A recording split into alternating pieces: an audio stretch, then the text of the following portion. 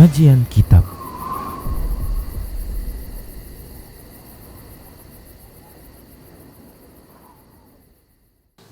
Bismillah, assalamualaikum warahmatullahi wabarakatuh.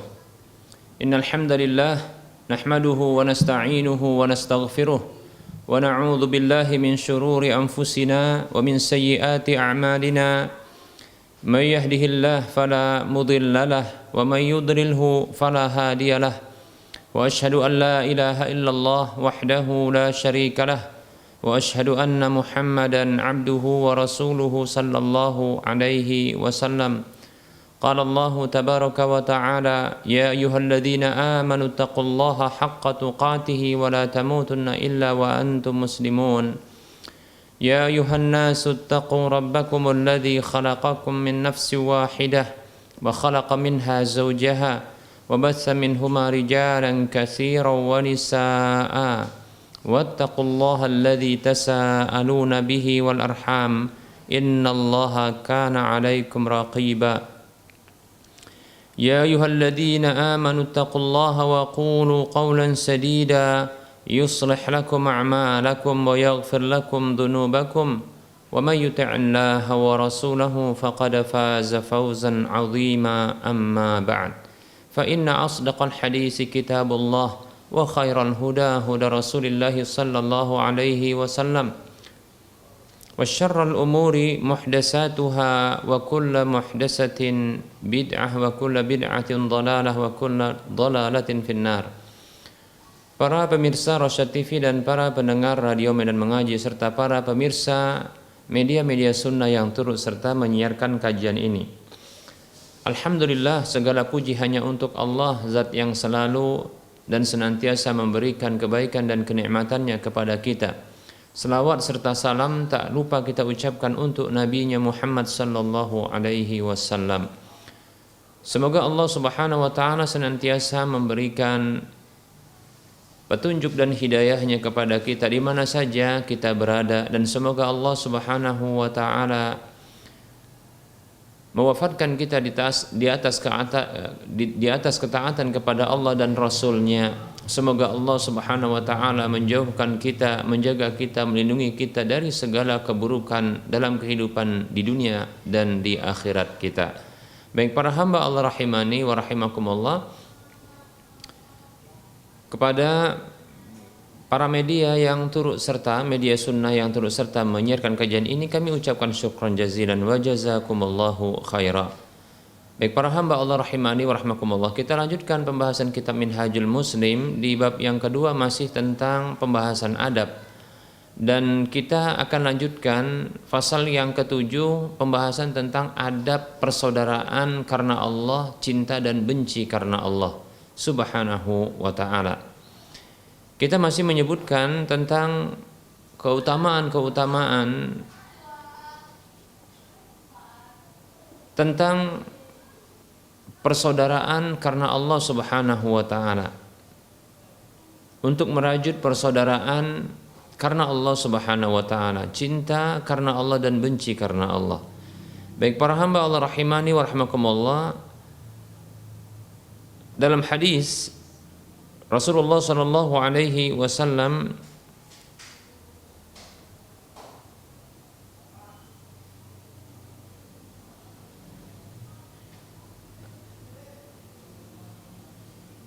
yang disebutkan dalam kitab Ithafus Sadatil Muttaqin yang diriwayatkan oleh Az-Zubaydi,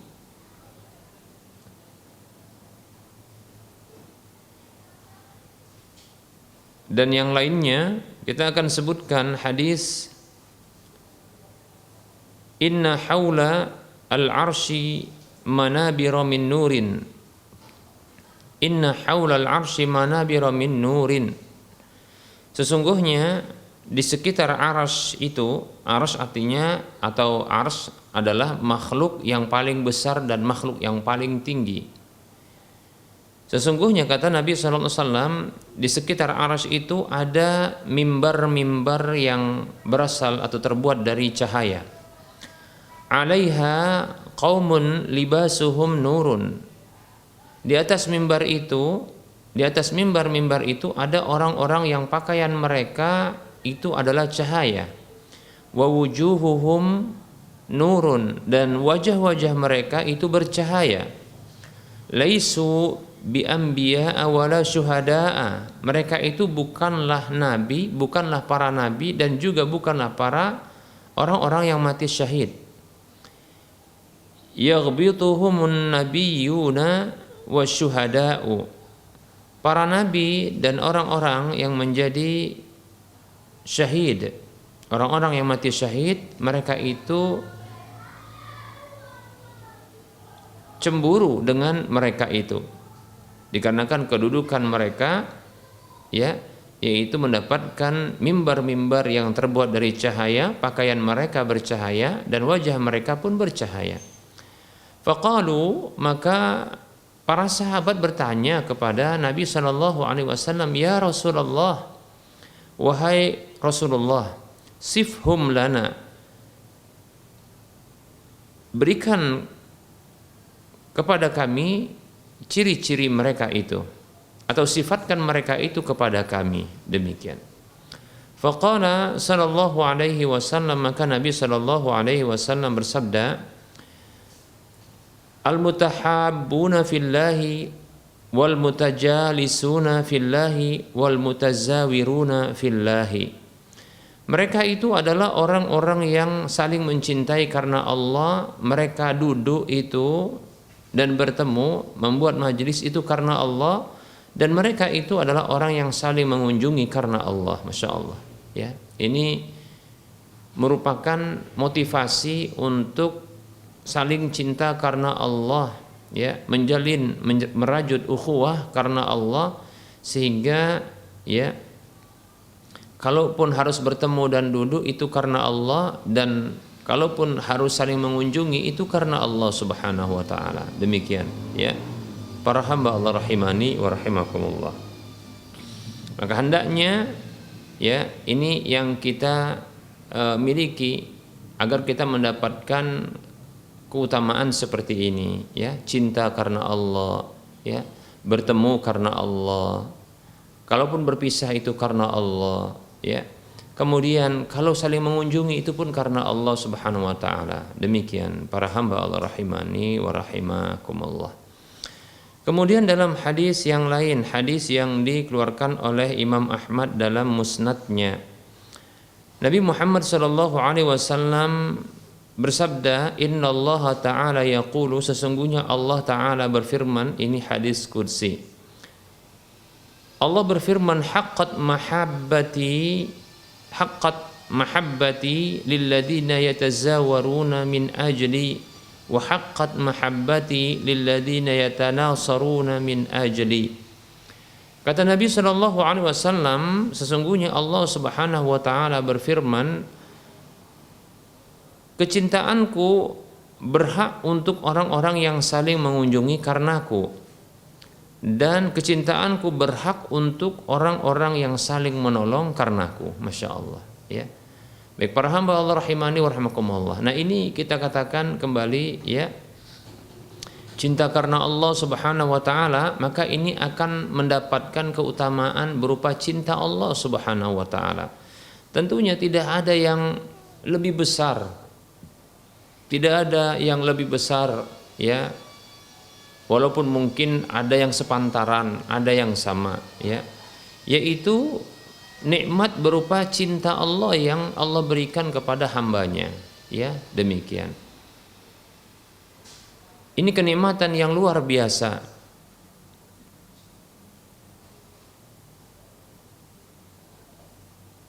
Kasih sayang Allah Subhanahu wa taala itu berlaku bagi seluruh hambanya dengan kasih sayang bersifat umum.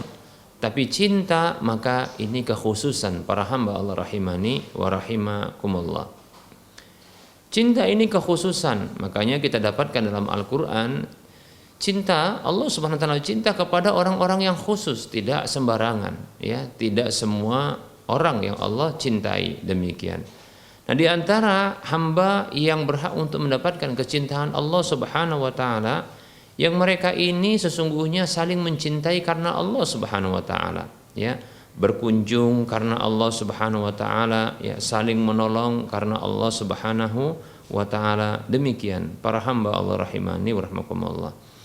Bahkan dalam hadis sebelumnya kita sebutkan keutamaan yang lain didapatkan, mereka mendapatkan keutamaan berupa ya mimbar-mimbar di aras itu, mimbar-mimbar di aras yang terbuat dari cahaya, pakaian mereka bercahaya, wajah mereka bercahaya, sampai ya para nabi dan orang-orang yang mati syahid itu cemburu dengan mereka ini. Demikian para hamba Allah rahimani wa rahimakumullah.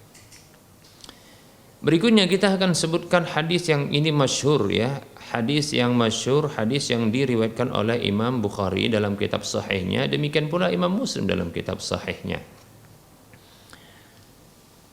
yaitu tentang orang-orang yang mendapatkan keutamaan berupa naungan pada hari kiamat. Nabi kita Muhammad sallallahu alaihi wasallam bersabda, sab'atun yudhilluhumullahu fi dhillihi la yawma dhilla illa dhilluh. 7 kelompok orang, 7 golongan orang yang Allah Subhanahu wa taala memberikan naungan kepada mereka, pada naungannya di hari yang tidak ada naungan kecuali naungan Allah Subhanahu wa taala. Baik para hamba Allah rahimani wa rahimakumullah, apa sih ya kelebihan naungan ini? Baik para hamba Allah rahimani wa rahimakumullah, dalam hadis yang juga sahih ya disebutkan bahwa pada hari kiamat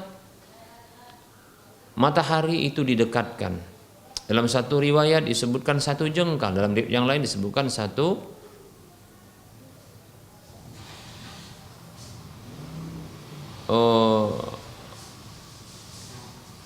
disebutkan dalam satu hadis yang lain ya itu dengan 1 atau sekian kita katakan ya, dengan jarak yang begitu agak jauh sedikit ya, walaupun ada riwayat yang menyebutkan ya satu jengkal, demikian. Baik para hamba Allah rahimani wa rahimakumullah. Nah tentunya dengan jarak yang begitu dekat ini ya, tidak seperti jarak matahari saat ini yang disebutkan sampai ya ribuan kilometer. Nah ini kita dapatkan di dunia ini ya, atau di bumi ini ya, ketika matahari tepat di atas kepala atau lewat daripada itu atau sebelum itu ya, dan kalau seseorang berdiri ya di bawah teriknya matahari tanpa ada penghalang, tanpa ada awan, tanpa ada naungan, seseorang itu mengalami panas ya, panas yang sangat ya, lebih-lebih apabila berada di padang pasir ya, demikian. Maka ini begitu panas ya kondisinya. Lalu bagaimana bila ternyata matahari itu sangat begitu dekat ya? Ya disebutkan dalam satu hadis 1 mil ya, 1 mil ya, 1 mil atau 1 jengkal, disebutkan seperti itu ya, ada 2 riwayat. Nah katakanlah yang paling agak jauh 1 mil ya. Nah ini tentunya ini sangat dekat ketimbang ya jarak matahari saat ini. Nah tentunya sangat panas sekali ya, sangat panas sekali ya. Makanya disebutkan bahwasanya setiap orang itu dia akan ya mendapatkan atau keluar keringatnya, dan keringatnya itu akan mengenai dirinya itu sesuai dengan dosa-dosanya, amal-amalnya, demikian ya. Sampai-sampai dikabarkan ada yang tenggelam karena keringatnya. Baik para hamba Allah rahimani wa rahimakumullah. Maka Rasulullah menyebutkan tentang keutamaan ya orang-orang yang mereka mendapatkan perlindungan ini, naungan ini, perlindungan di bawah naungan Allah Subhanahu wa taala, sehingga mereka tidak kepanasan, sehingga mereka tidak ya mendapatkan panasnya mentari itu ya, demikian. Rasulullah menyebutkan dalam hadis ini ada 7 ya, dalam hadis ini disebutkan ada 7, demikian para hamba Allah rahimani wa rahimakumullah. Walaupun ya ada terkadang hadis yang lain menyebutkan ya kelompok yang lain. Baik, di sini dalam hadis ini ada 7 Sab'atun yudhilluhumullahu fi dhillihi yauma la dhilla illa dhilluh. Ada 7 kelompok, ada 7 golongan orang yang Allah berikan naungan kepada mereka di bawah naungannya pada hari yang tidak ada naungan kecuali naungannya. Siapakah yang mereka, yang ketujuh orang tersebut atau 7 kelompok orang tersebut? Imamun adilun, pemimpin yang adil.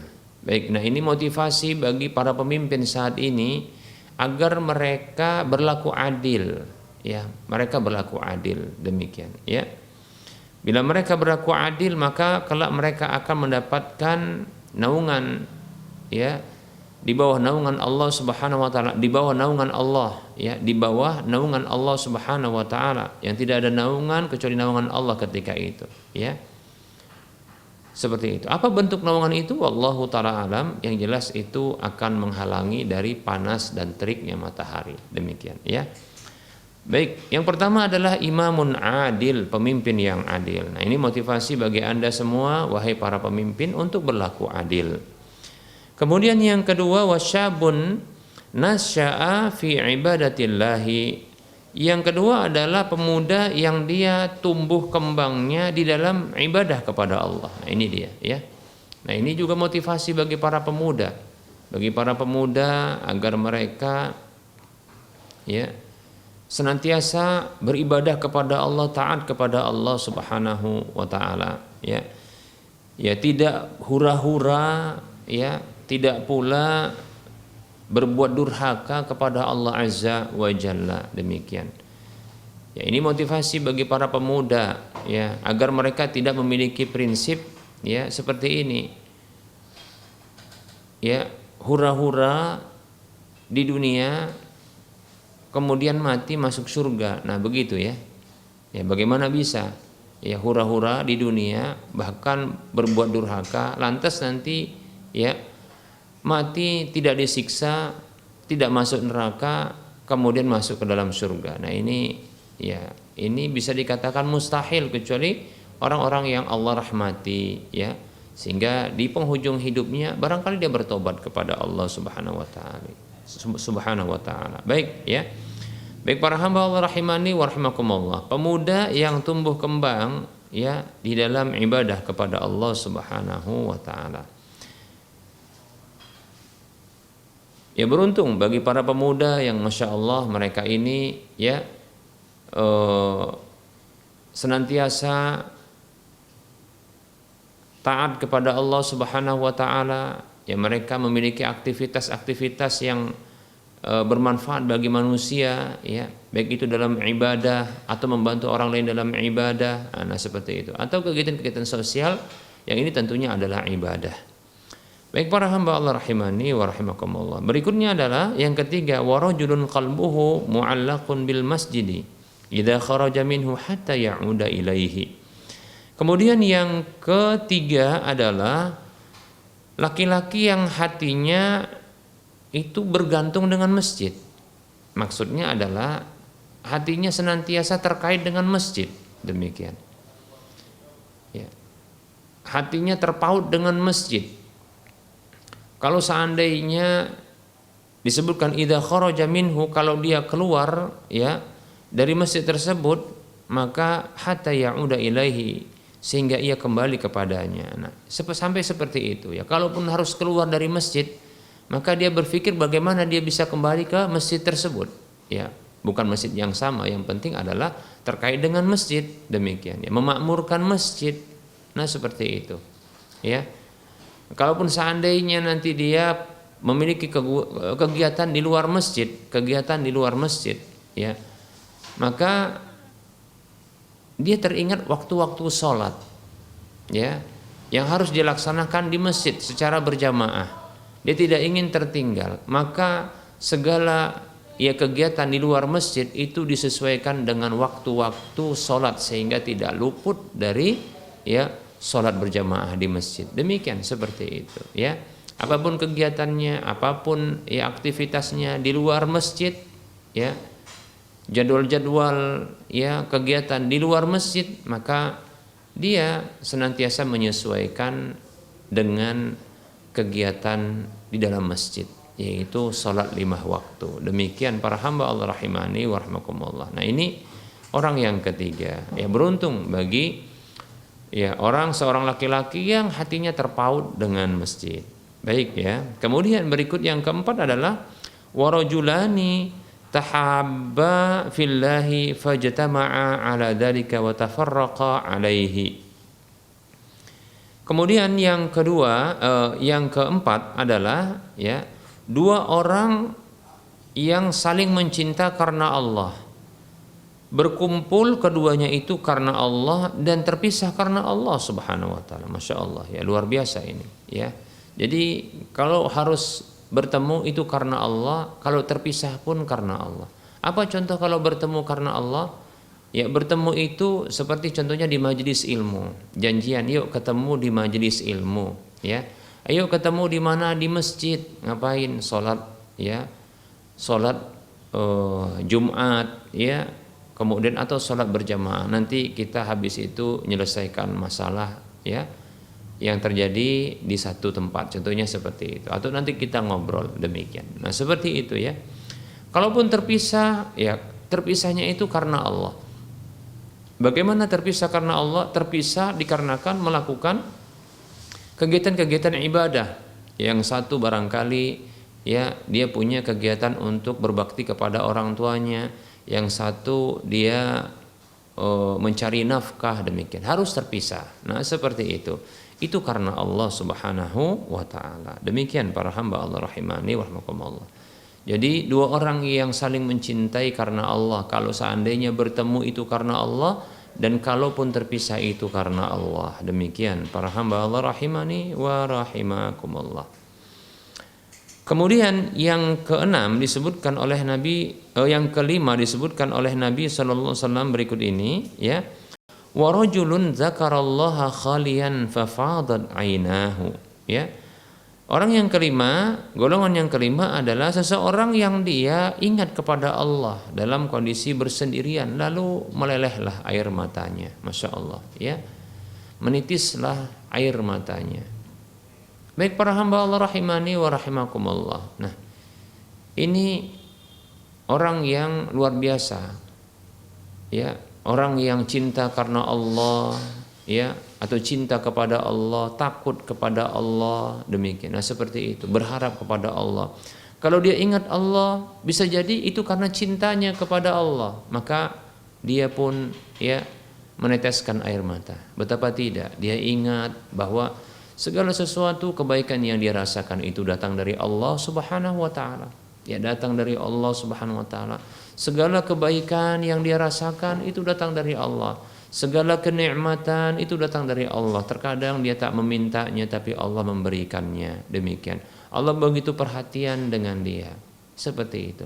Allah begitu sayang dengan dia. Maka ini menambah cintanya kepada Allah. Ini pula yang membuat ya air matanya ya meleleh, ya menitikkan air mata. Kenapa? Karena cinta kepada Allah. Terkadang ia teringat kepada Allah, ingat kepada Allah karena takutnya kepada Allah Subhanahu wa taala. Betapa tidak ya, karena saat ini dia sedang ya ditawarkan dengan sebuah kemaksiatan atau dihadapkan kepada sebuah kemaksiatan atau dia telah melakukan kemaksiatan ketika itu, ya. Atau sedang melakukan kemaksiatan, tiba-tiba dia ingat Allah Subhanahu wa taala. Dia ingat kepada Allah Subhanahu wa taala. Zat yang maha besar, ya, zat yang syadidul iqab, zat yang begitu dahsyat, ya. Begitu keras siksanya, demikian. Begitu ya tegas ya sanksi hukumannya, demikian. Maka dia pun ketakutan, takut kepada Allah Subhanahu wa taala, ya. Takut Allah akan menyiksanya, takut Allah tidak memaafkannya sehingga dia harus mendapatkan siksa dari Allah Subhanahu wa taala. Dia takut neraka Allah Subhanahu wa taala, bahkan sebelumnya dia takut disiksa di dunia, demikian. Maka dia pun menangis, melelehkan air matanya, demikian, ya. Terkadang seorang mukmin ya ingat Allah Subhanahu wa taala itu disebabkan karena ya harapnya kepada Allah Subhanahu wa taala, ya. dia menginginkan sesuatu, ya, dia berharap kepada Allah, ya, berharap agar dia dimasukkan ke dalam surga, agar dia diampuni, demikian, ya. Dia berharap kepada Allah Subhanahu wa taala agar, ya, dia disayangi oleh Allah Subhanahu wa taala, agar dia diberikan kasih sayang oleh Allah Subhanahu wa taala, demikian, ya. Dia takut dikutuk oleh Allah Subhanahu wa taala, dia berharap sebaliknya, ya, kasih sayang Allah Subhanahu wa taala, demikian.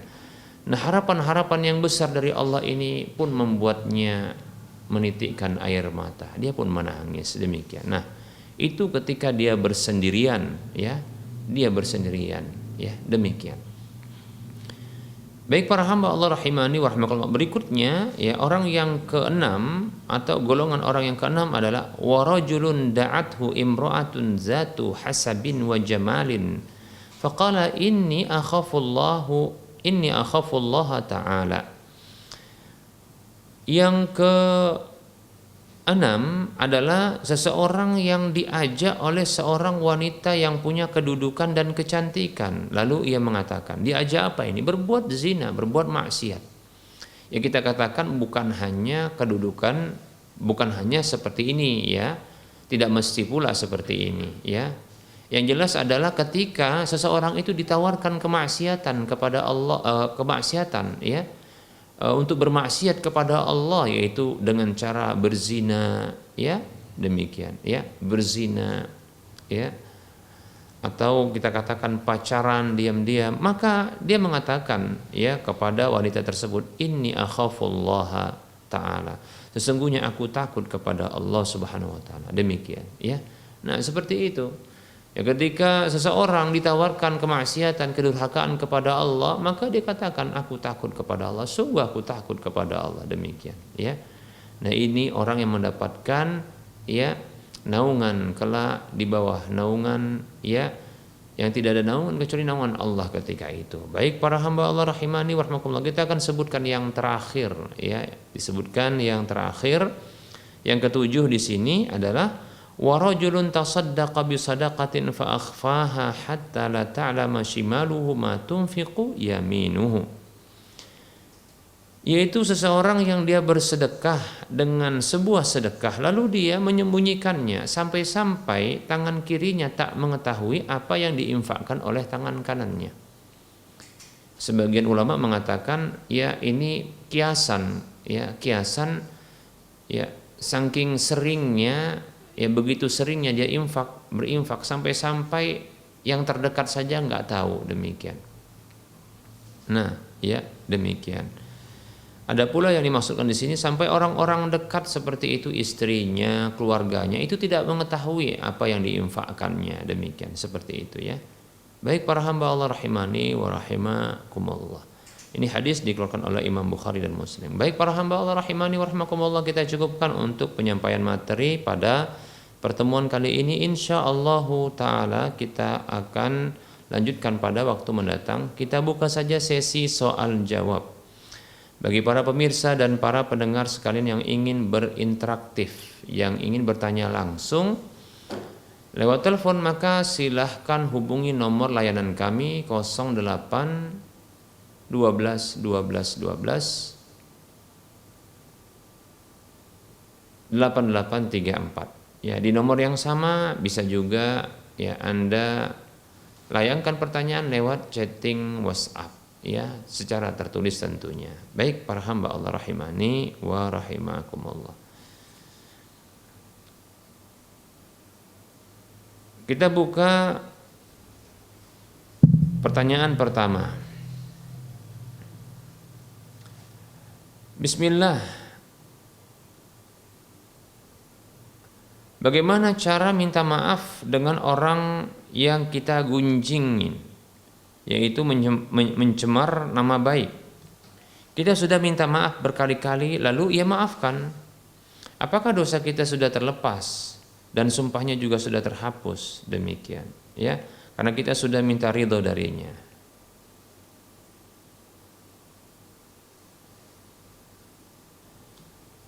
Bismillah. Alhamdulillah. Di antara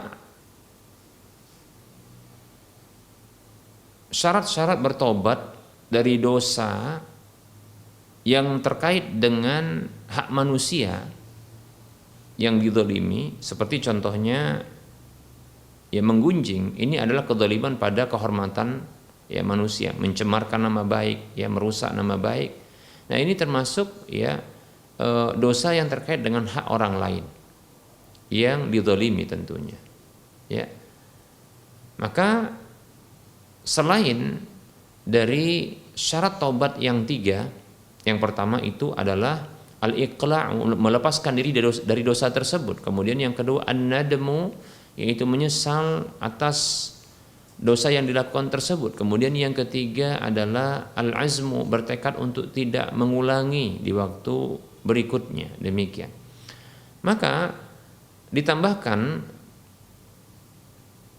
syarat taubat berikutnya sebagaimana ini dinyatakan oleh para ulama, ya, bila terkait dengan hak manusia adalah meminta maaf kepada manusia tersebut, orang yang dizaliminya tersebut, ya, demikian. Nah, apabila sudah minta maaf atau minta halal, maka ketahuilah alhamdulillah, ya, insyaallah taala sudah terhapuskan insyaallah. Ya, barangkali juga doa-doa keburukannya itu barangkali sudah juga terhapuskan, ya, demikian. Nah, seperti itu, ya, alhamdulillah.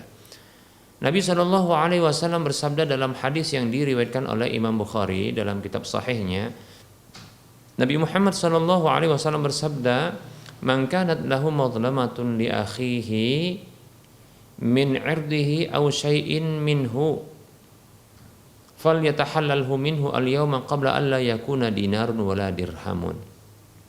Kata Nabi SAW, siapa saja memiliki kezaliman kepada saudaranya, baik itu ya berupa kehormatan dirinya atau yang lainnya, maka hendaklah dia minta halal, itu minta maaf pada hari ini juga, sebelum tiba waktu tidak ada lagi dinar dan dirham, maksudnya harta untuk menebusnya, demikian.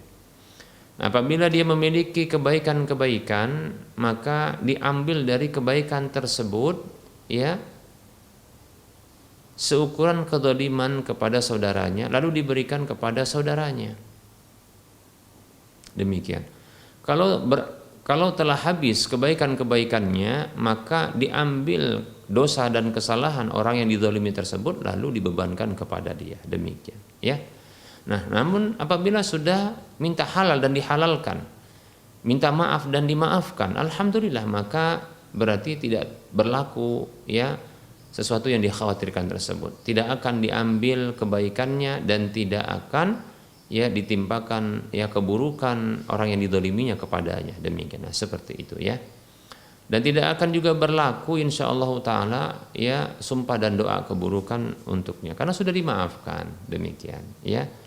Maka beruntung, ya, memang seperti itu, dan jarang-jarang, ya, orang itu mau memaafkan. Alhamdulillah kita katakan, ya, semoga orang tersebut, ya, termasuk orang yang bertakwa, yang punya sifat pemaaf, yang dijanjikan surga oleh Allah, ya, yang luasnya seluas langit dan bumi. Amin ya rabbal alamin. Baik, ya, wallahu taala alam.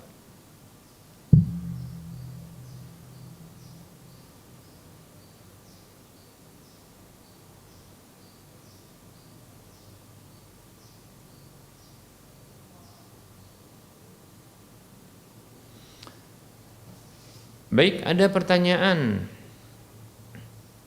Ya, pertanyaan berikut ini yaitu apakah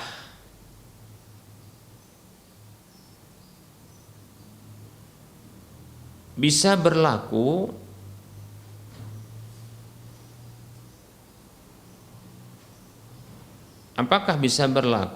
ya kirim pahala dari suami untuk istrinya yang sudah meninggal dunia? Baik, ya, ini pertanyaannya. Sang penanya, ya, mengucapkan salam, assalamualaikum. Pertanyaannya, apakah, ya, semua yang dijelaskan terkait dengan kirim pahala dari anak untuk orang tuanya, yaitu berlaku untuk suami berlaku ya dari suami untuk istri yang sudah meninggal dunia. Demikian. Baik ya. Waalaikumsalam warahmatullahi wabarakatuh. Seorang suami yang ingin kirim pahala dengan istrinya, ya, maka ketahui bahwa untuk kirim pahala, ya, seorang kepada orang lain yang tidak ada hubungan, ya, nasab antara, seperti contohnya anak kepada orang tuanya, ya, maka yang seperti ini tidak berlaku, ya, hadis secara umum, yaitu terkait dengan ya amal seorang itu akan mengalir pahalanya kepada orang lain, ya. Rasulullah bersabda sallallahu alaihi wasallam, "Idza matal insanu inqata 'amaluhu illa min salasin." Apabila manusia itu mati, maka terputuslah amalnya kecuali dari 3 jalurnya, min sadaqatin jariyatin, dari sedekah jariah, atau ilmin yuntafa'u bihi, atau ilmu yang bermanfaat, aw waladin salihin yad'u lahu, atau anak soleh, anak yang melakukan kesolehan, ya, yang mendoakan kebaikan.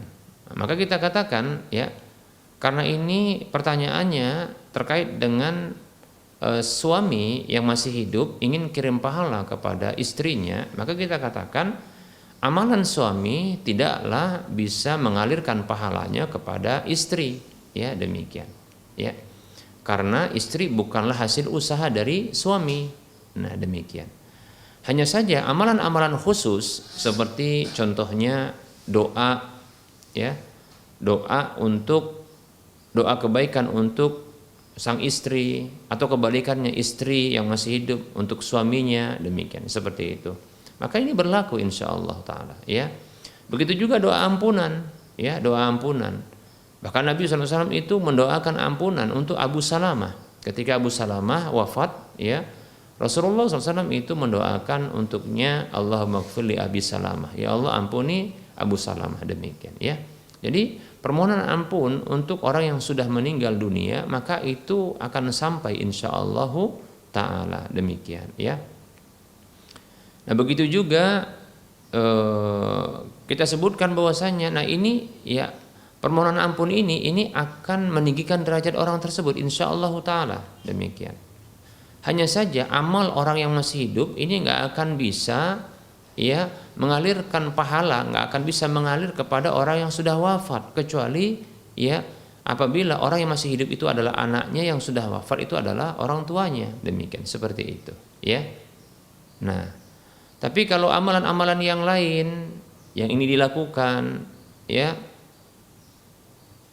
maka apabila memang ditujukan untuk orang yang wafat, seperti contohnya doa kebaikan untuk orang yang sudah wafat, ya, seperti, ya, mendoakan agar diampuni, demikian, mendoakan agar dirahmati orang yang sudah wafat tersebut, ya, kemudian agar dimaafkan kesalahannya, agar diluaskan kuburannya, ya, dijaga dari segala, ya, siksa kuburnya, demikian, kemudian dilapangkan kuburnya, ya, diberikan nikmat-nikmat di dalam kuburnya, demikian, seperti itu. Maka insyaallah taala ini akan bisa didapatkan, demikian, ya. Seperti tadi kita katakan, ya, doa ampunan ini insyaallah taala, ya, ini memberikan kebaikan, ganjaran berupa tingginya, ya, derajatnya, ya, di sisi Allah Subhanahu wa taala. Bahkan dari derajat dia disiksa sampai tidak disiksa insyaallah taala dengan doa ampunan untuk orang yang sudah wafat. Berikutnya bisa juga dilakukan kirim pahala berupa membayarkan hutang istri, atau kebalikannya, istri kepada suami yang sudah wafat, demikian, ya, atau orang lain, ya. Ini berlaku insyaallah taala. Hutang uang, ya, kepada manusia, demikian, ya, atau hutang harta dari manusia. Itu juga hutang kepada Allah Subhanahu wa taala, seperti hutang puasa, ya, hutang nazar, demikian, dan yang lainnya seperti itu, ya. Baik, ya, bisa juga ya kirim pahalanya berupa bersedekah yang diniatkan pahalanya untuk orang yang sudah wafat tersebut, ya. Sang suami ya bersedekah yang niatnya pahalanya untuk istrinya yang sudah wafat, maka ini bisa insyaallah taala seperti itu, ya.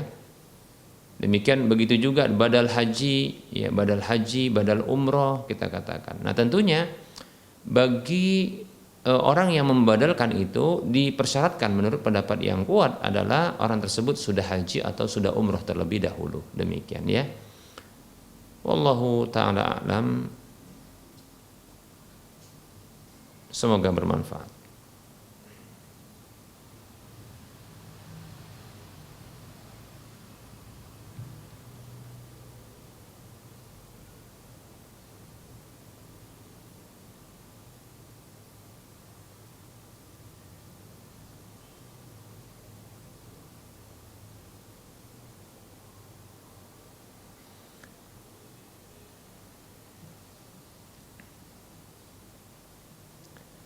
Ada pertanyaan, Assalamualaikum Ustadz.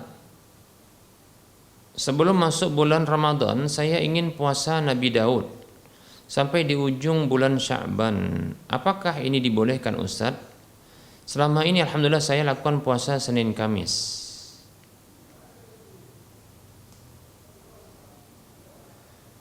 Waalaikumsalam warahmatullahi wabarakatuh.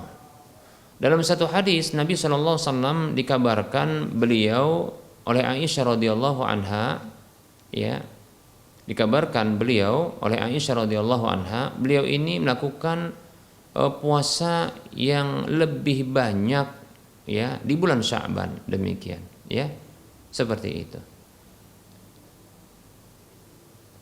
Lebih banyak melakukan puasa di bulan Sya'ban, ya, sebagaimana dalam hadis yang sahih, ya, yang datang tentang masalah ini, demikian.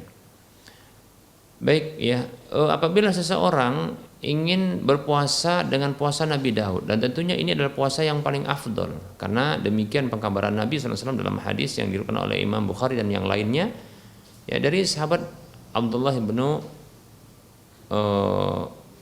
Amr, ya, Abdullah bin Amr, ya, di mana beliau ini ingin berpuasa tiap hari, tapi Rasulullah memberikan, ya, batasan puasa yang paling afdol itu adalah puasa Nabi Daud dengan sehari puasa sehari tidak, demikian seperti itu, ya.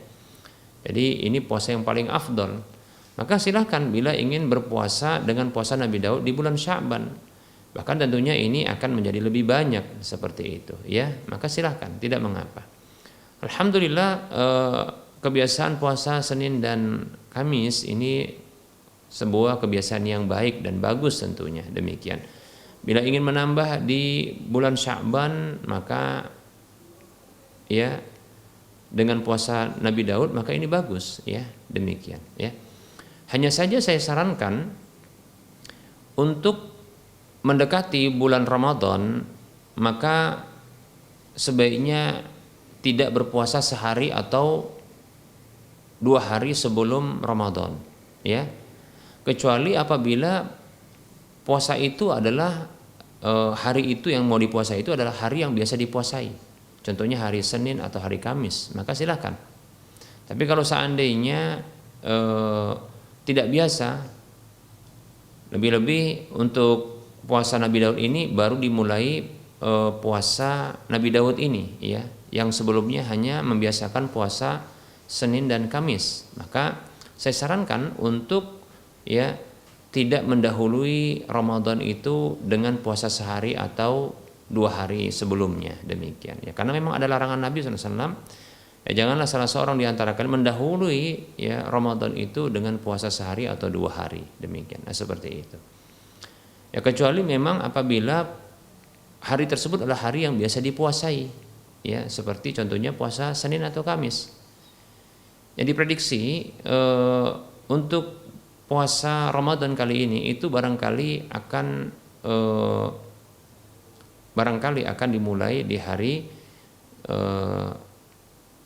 Sabtu ya, Sabtu atau Jumat, Jumat atau Sabtu. Maka ya prediksi seperti itu. Maka jangan dimulai puasa ya, jangan sampai puasa itu di hari Jumat atau Sabtu, karena ini bukan hari yang biasa dipuasai. Nah demikian.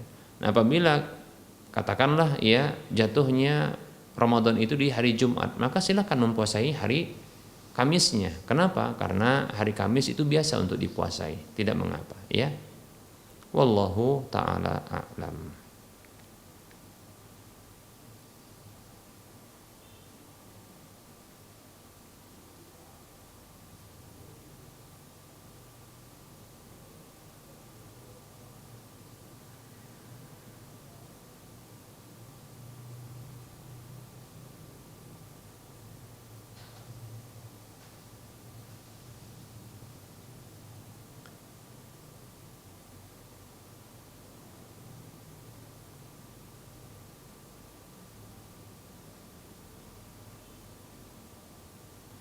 Baik para hamba Allah rahimani wa rahimakumullah. Pertanyaan berikutnya, barangkali ini pertanyaan yang terakhir dalam pertemuan kali ini ya.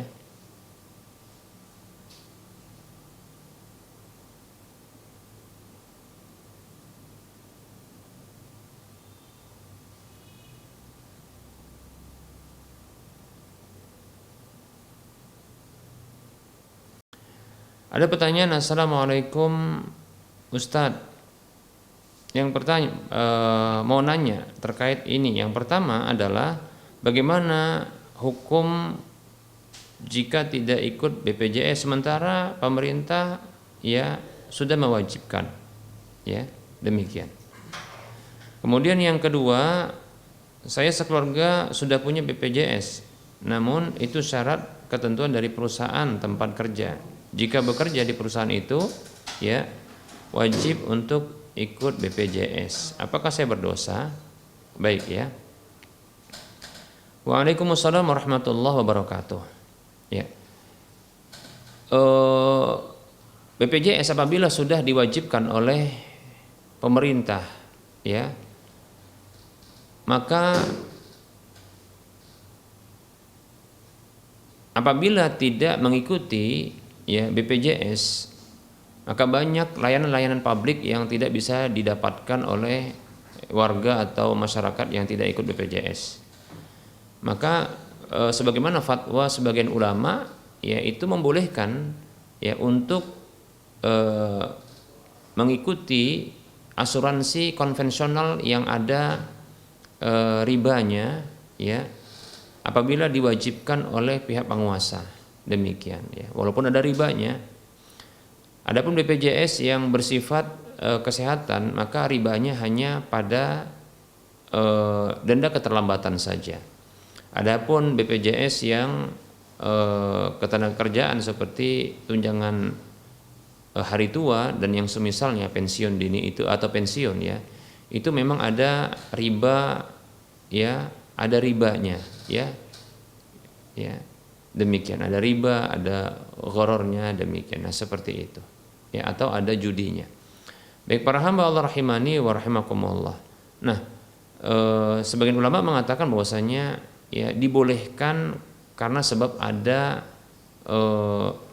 kewajiban dari pemerintah dalam hal ini karena ada sanksi yang akan didapatkan yaitu tidak mendapatkan layanan publik, demikian. Nah, baik, maka yang dalam hal ini tentunya menanggung dosanya bukanlah rakyat yang dipaksa dalam hal ini ya, maka tentunya pemerintah, seperti itu ya. Demikian. Begitu juga apabila para pekerja yang mereka didaftarkan oleh pihak perusahaan ya tanpa ada pilihan, ya maka yang menanggung adalah perusahaan ya. Kalau seandainya perusahaan pun tidak ada pilihan karena memang ini kewajiban, maka tentunya ini dosanya ditanggung oleh pihak yang mewajibkan tersebut, yang memaksa tersebut ya. Jadi insyaallah taala ya bagi rakyat yang memang ya dipaksa untuk mengikuti BPJS walaupun di sana ada pelanggaran terkait dengan ribanya, maka ya tidak ada dosa bagi masyarakat tersebut. Wallahu taala alam. Ingat, ini kita katakan bila memang dipaksa, ya diwajibkan, bahkan ada sanksi, tidak akan mendapatkan layanan publik. Demikian ya, sebagaimana fatwa sebagian ulama tentang masalah ini. Wallahu taala a'lam. Baik,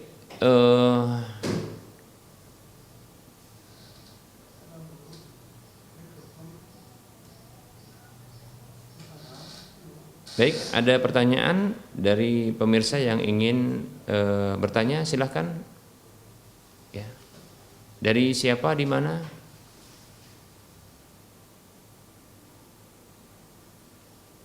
Baik, silahkan. Mohon dikeraskan suaranya, Bu. Belum kedengaran, Bu. Silakan. Belum kedengaran, Ibu. Silakan di. Halo, Assalamualaikum Ustaz. Iya, waalaikumsalam warahmatullahi wabarakatuh. Silakan, Bu. Halo, Assalamualaikum Ustaz. Ya, Ibu di mana? Halo, Assalamualaikum Ustaz. Waalaikumsalam warahmatullahi. Silakan, Bu. Lanjut, Bu.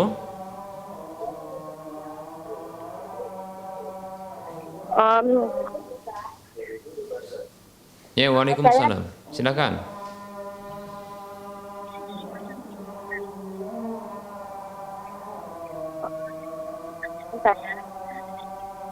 Suaranya terputus-putus, Bu. Coba yang baik diulangi, Bu.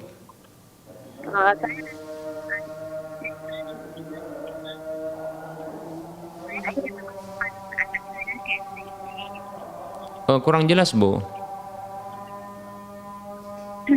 Saya ingin memasukkan anak saya ke SDIT, Ustaz. Oh, ya, ingin memasukkan anak ke SDIT, silakan.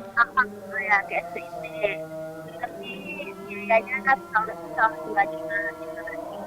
Apa, Bu? Biayanya? Kurang lebih 5 juta. Iya, sekitar 5 juta. Saya Silakan. meminjam uang teman, Ustaz, gitu kan. Apakah salah saya memaksakan diri saya dengan cara meminjam uang? Baik, ya. Saya SDIT gitu, Ustaz. Baik, ya. Itu aja, Bu, ya, pertanyaannya ya. Ya, mohon penjelasannya, Ustaz. Syukran. Assalamualaikum warahmatullahi wabarakatuh. Afwan, waalaikumsalam warahmatullahi wabarakatuh. Baik, untuk Ibu yang bertanya tentang meminjam atau berhutang dari temannya untuk memasukkan anaknya ke sekolah SDIT, ya.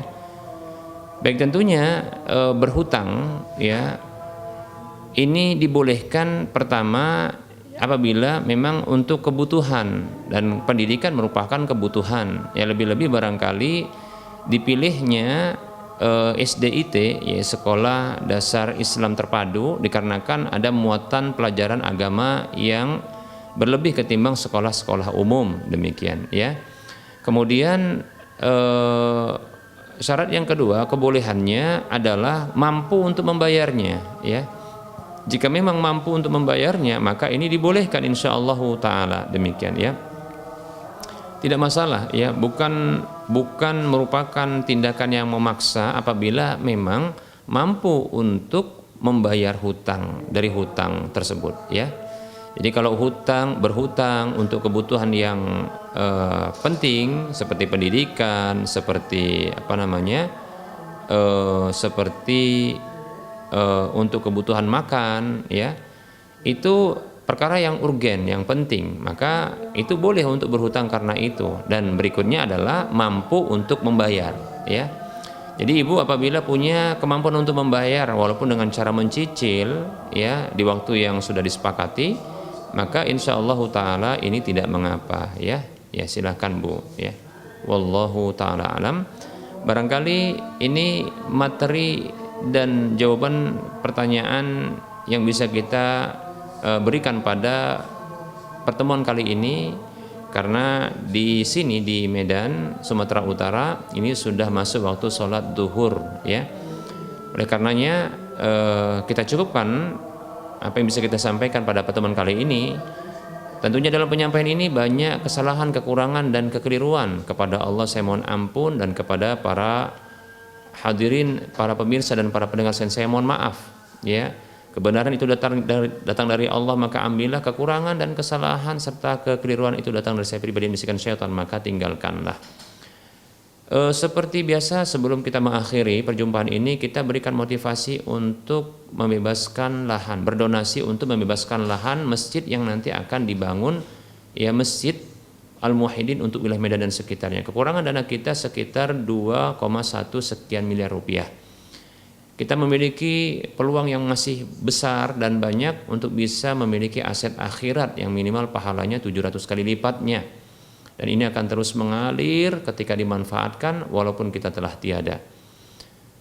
Silahkan salurkan ke nomor rekening berikut ini: Bank Syariah Mandiri atau Bank Syariah Indonesia di nomor 7127485555 atas nama Yayasan Lajnah Dakwah Medan, kode bank 451. Anda bisa melihat info ini di layar kaca Anda. Semoga termotivasi dan semoga bermanfaat. Mohon maaf atas segala kekurangan. Kita ketemu lagi di lain kesempatan. Wassallallahu ala Muhammad wa ala alihi wa ashabihi ajma'in. Subhanakallahumma wa bihamdika asyhadu an la ilaha illa anta astaghfiruka wa atubu ilaika walhamdulillahi rabbil alamin. Wassalamu alaikum warahmatullahi wabarakatuh.